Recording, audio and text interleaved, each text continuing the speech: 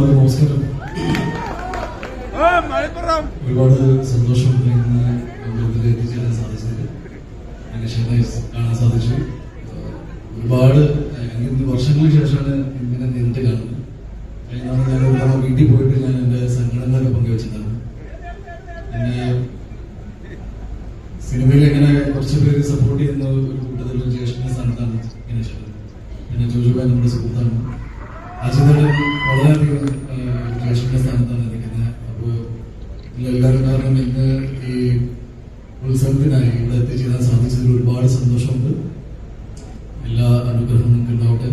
നിങ്ങളുടെ സപ്പോർട്ട് കാരണം മാത്രമാണ് ഇത്രയും കാലം സിനിമകൾ ചെയ്യാനും എൻ്റെ സിനിമകളിലൂടെ നിങ്ങൾക്ക് ഏതെങ്കിലും രീതിയിലുള്ള സന്തോഷം കിട്ടിയിട്ടുണ്ടെങ്കിൽ എനിക്കിത് അത് വ്യക്തിപരമായിട്ടൊരു വലിയൊരു നേട്ടമായിട്ടാണ് ഞാൻ കാണുന്നത്.